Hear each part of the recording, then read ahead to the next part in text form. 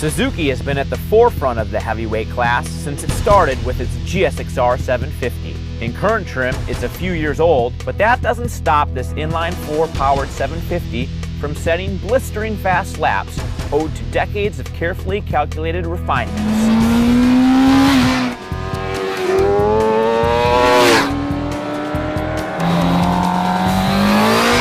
The GSX-R 750, that's like the industry standard. Like, they've been building that thing for over 20 years, and it's an unbelievable bike. It's just so easy to ride. With the addition of the pizzazz traction control, it just made it more confidence inspiring to ride. I don't really know how much it really helped with tire spin and stuff like that, because the Pirellis were hooked up so crazy good. But I mean, that GSX-R, you mess with that suspension, get the thing dialed in, and the thing rips. Had to shift gears on it a little more than the Ninja, which I was surprised. Probably the thing I liked least about the bike is just its brakes. Like, even though they added those Brembo monoblocks to it, I don't know if it's the master cylinder or the brake lines, but the brakes they have an inconsistent feel. But other than that, like, I mean, you buy that bike, you spend $1,000, $1,500 on some basic mods like brake lines, a quick shifter. That GSX-R 750 is gonna keep up with all the expensive Euro bikes, no question.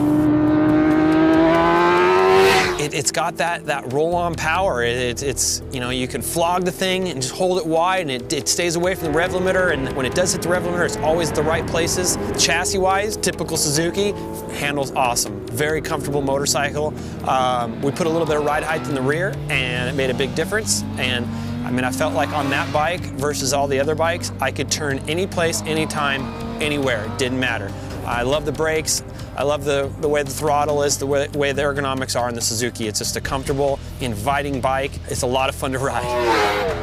It's the only kind of 754 left. No one else makes a 754 cylinder. It feels a little old now, a little long in the tooth. The components feel old. It feels like a bigger bike, especially compared to the Ducati and the ZX6. It may not make sense on paper. When you get on one and ride, it's such a nice bike to ride. Like, first thing in the morning, get on track and you feel comfortable within one lap. Like the GSX-R, it doesn't do anything you don't want. It feels so intuitive. You know, all four of these bikes that we rode were all easy to go fast on. The GSX-R was the first bike I rode of the day, and it was just automatic. The second I went out, I think I only did 4 laps on it, and my lap times were right where I thought that they would be. And it's always been one of my favorite motorcycles. As usual, the Suzuki proved effective at clicking off speedy laps. We love its user-friendly package, highlighted by a screaming top end and semi-truck stable chassis. Problem is, the engine lacks a degree of mid-range acceleration, it turns sluggishly, and its brakes are inconsistent feeling and prone to fade. Thus, it's no surprise that it ranked a few precious points behind on the score sheet. We know Suzuki has the know-how to fix these squawks, but until it does, the veteran GSX-R ranks a very close third, a single point behind second place.